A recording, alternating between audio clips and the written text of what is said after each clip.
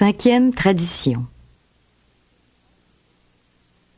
Chaque groupe n'a qu'un objectif primordial: transmettre son message à l'alcoolique qui souffre encore.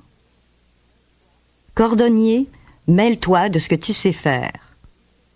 Il vaut mieux ne faire qu'une seule chose à la perfection que d'en faire plusieurs à moitié.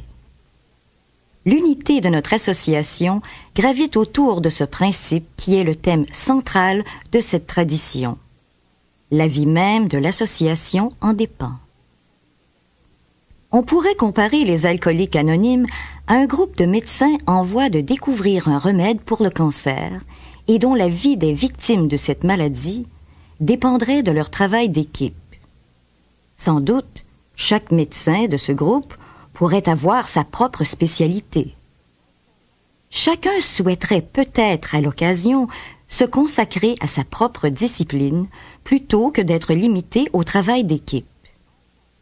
Mais dès qu'ils auraient enfin trouvé la formule du remède et qu'ils seraient persuadés de ne pouvoir le produire qu'en unissant leurs efforts, tous se sentiraient liés à se consacrer exclusivement à la guérison du cancer.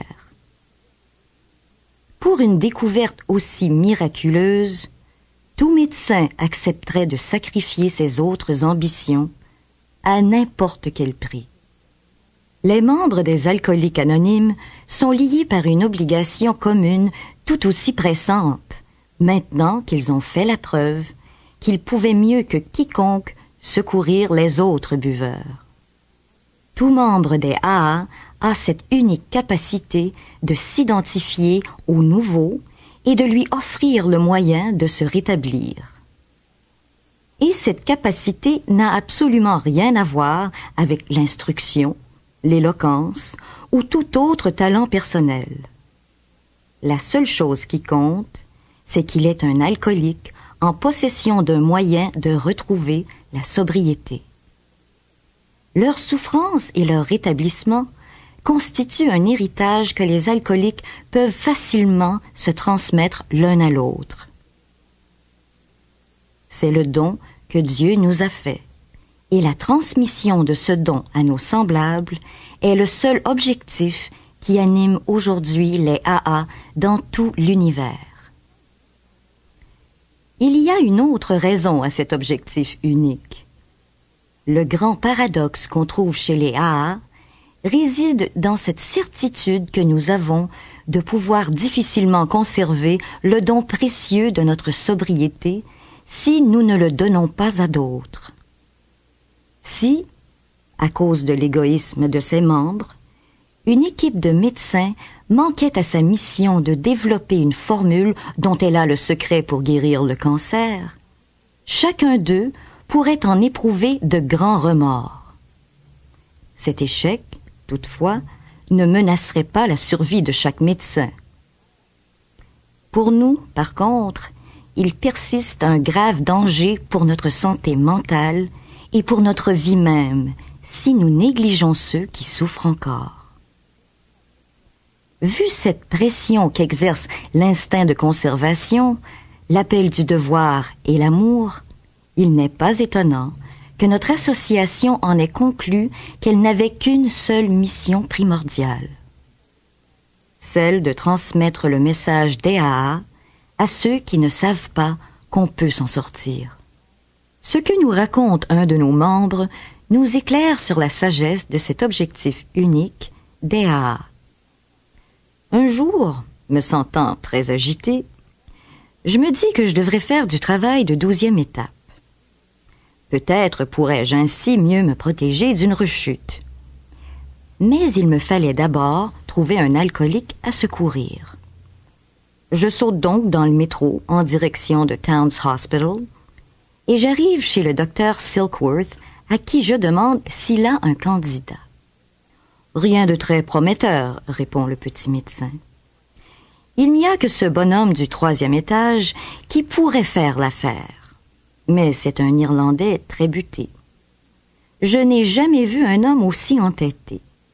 Il crie à tue-tête que si son associé le traitait mieux et si sa femme le laissait tranquille, il aurait tôt fait de résoudre son problème d'alcool.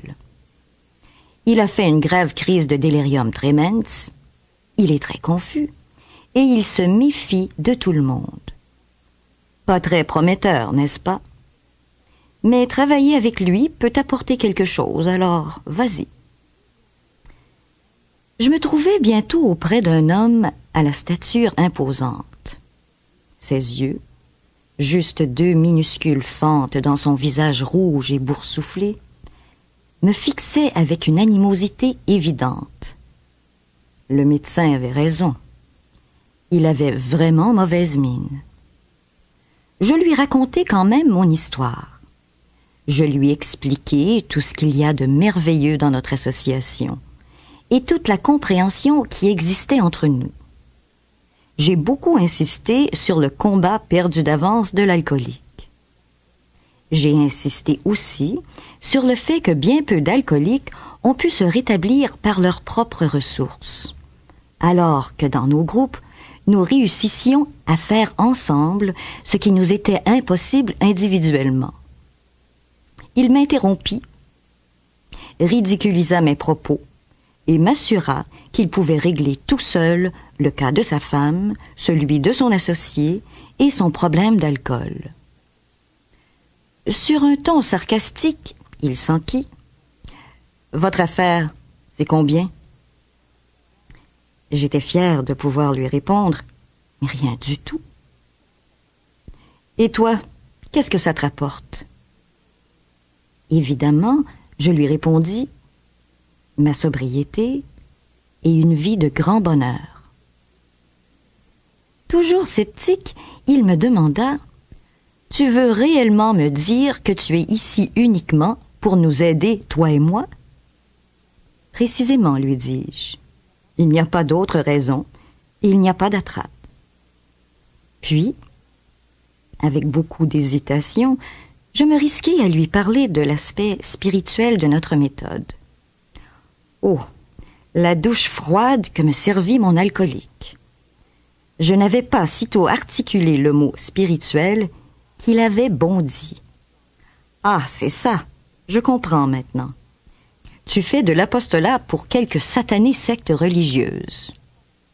Comment peux-tu dire qu'il n'y a pas d'attrape? J'appartiens à une religion extraordinaire qui signifie tout pour moi. Et tu oses venir me parler de religion ici? Dieu merci, je sus quoi lui répondre. Je m'inspirai carrément de cet objectif unique d'EAA. Tu as la foi, lui dis-je, une foi peut-être beaucoup plus profonde que la mienne. Et en matière de religion, tu es sans doute mieux renseigné que moi. Ce n'est donc pas à moi de t'en parler. Je ne veux même pas essayer. Je parie aussi que tu pourrais me donner la définition parfaite de l'humilité. Mais d'après ce que tu m'as dit de toi, de tes problèmes et de la façon dont tu entends les résoudre, je crois savoir ce qui ne va pas. « D'accord, dit-il. Serre-moi ton baratin. »« Eh bien, lui dis-je, je pense que tu es tout simplement un prétentieux d'Irlandais qui se croit capable de mener tout le monde. » Ça l'a vraiment secoué. Mais il s'est calmé doucement, tout en m'écoutant discourir sur l'humilité que je lui décrivais comme la clé de la sobriété. Finalement, il se rendit compte que je n'avais aucunement l'ambition d'ébranler ses convictions religieuses et que je lui souhaitais de trouver dans sa propre religion la grâce qui favoriserait son rétablissement. De là, nous avons pu assez bien nous entendre.